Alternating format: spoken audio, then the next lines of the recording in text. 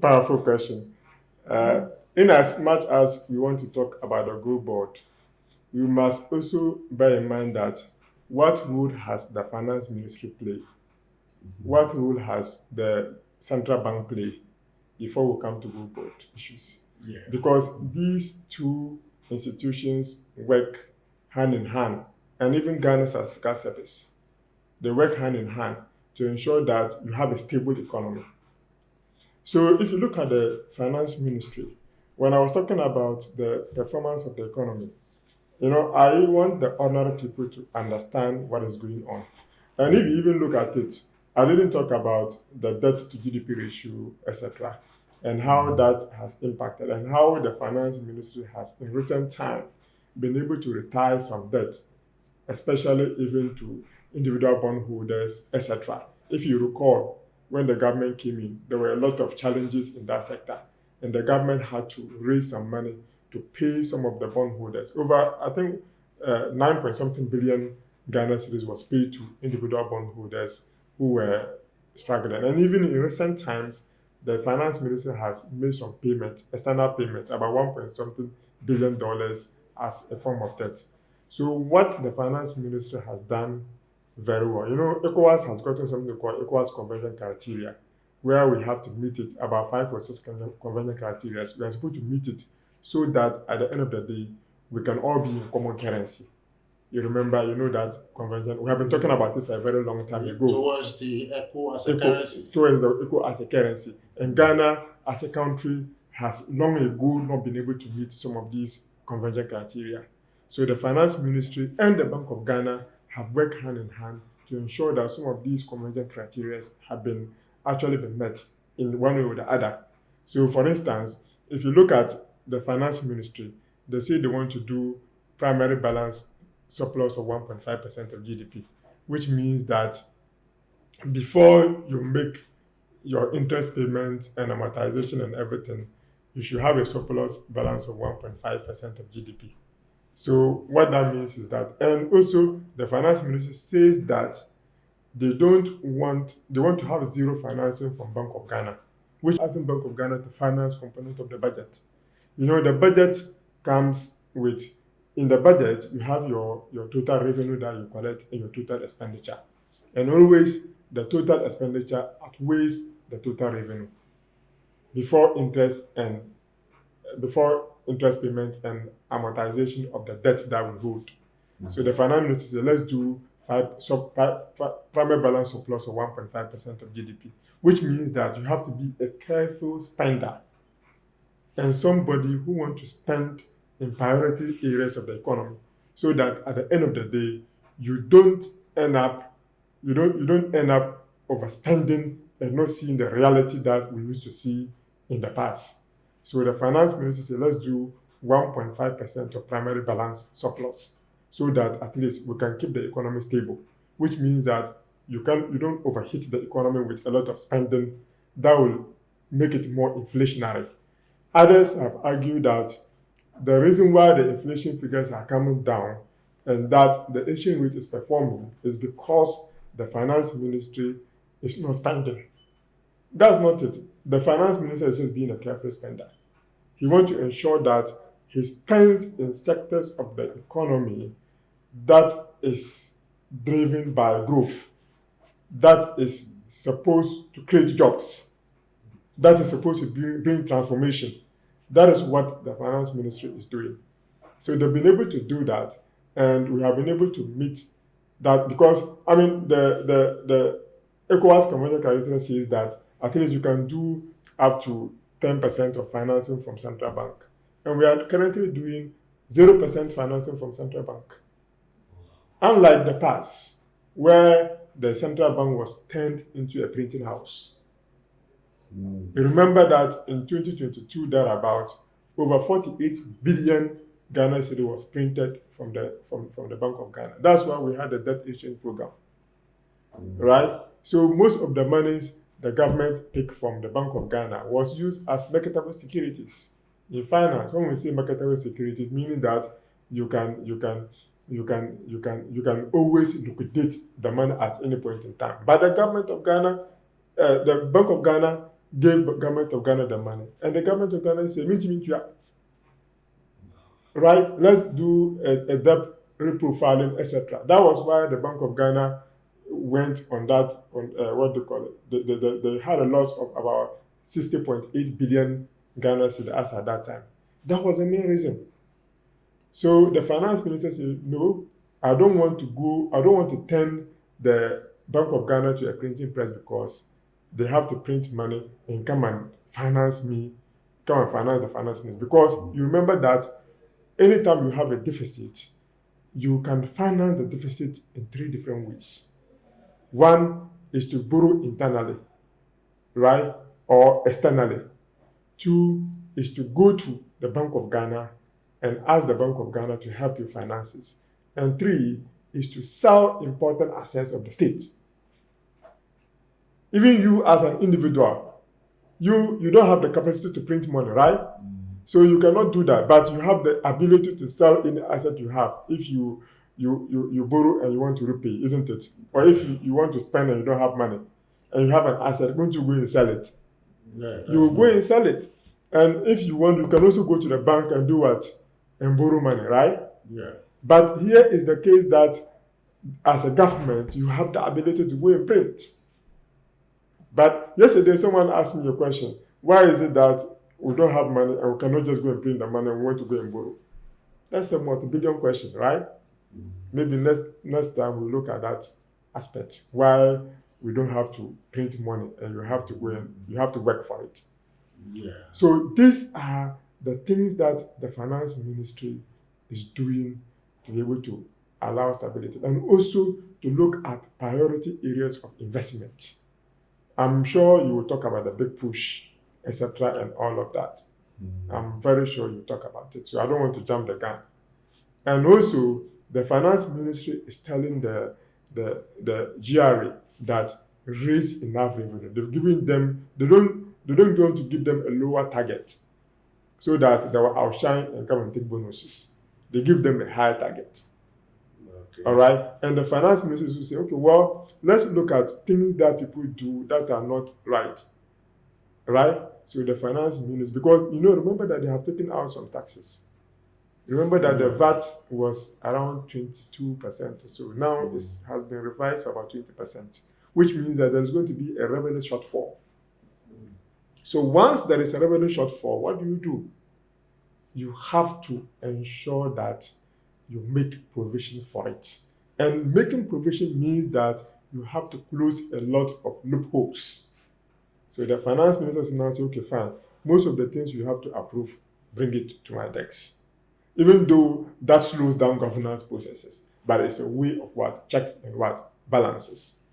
Then another thing is, okay, fine, let's ensure that the pot, we are able to put in certain mechanisms in the pot to ensure that we revamp things and we get things done. I think there's something in the budget that they talk very well about the pot, how they were going to revamp the pot and ensure that the pot works efficiently. And I know that the pot, now more vessels are coming than they used to be, which means that we are going to be generating more revenue at the port. And they are putting in measures to close those who are the guru boys and others who are taking in the money.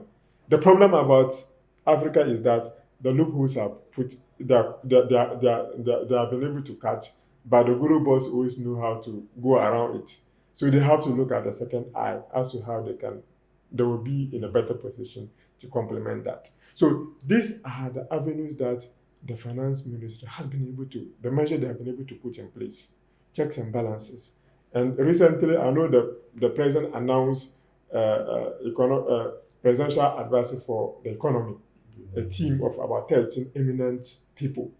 And I believe that they will serve as a check and balances. I just hope that the finance minister and the president will give them the power, the autonomy to work, so that they don't become toothless dog like we used to have what we call the fiscal council. That never worked.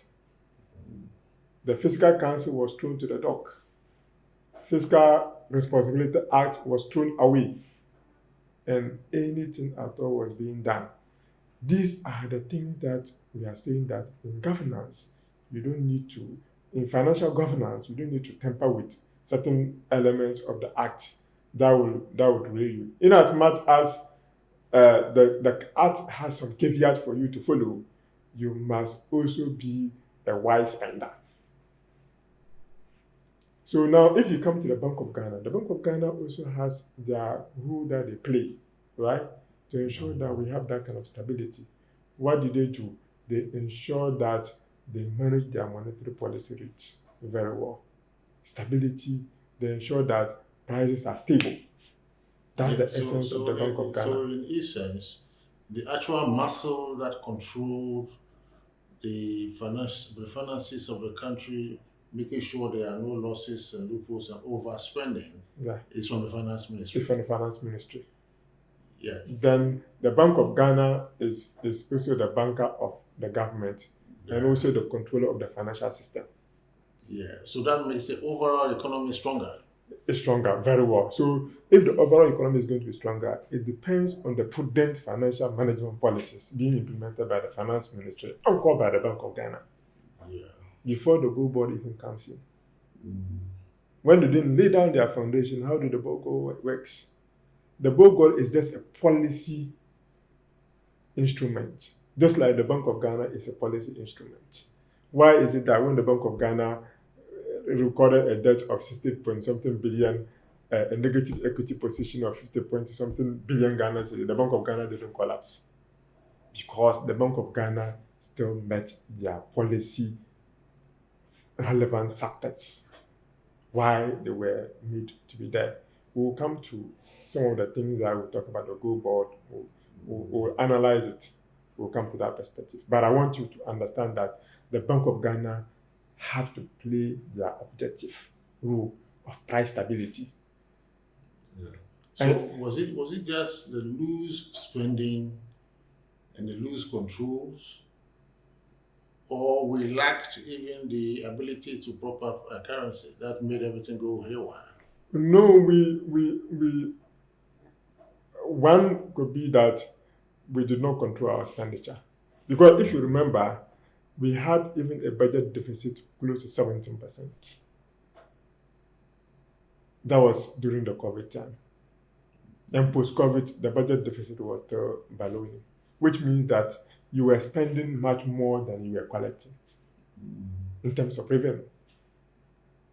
So what do you have to do? You have to borrow. You remember those days of kinky parties, anytime that people go and borrow some Euro bonds, they come back, some kinky parties were being organized at the Faster House, etc. You remember those days?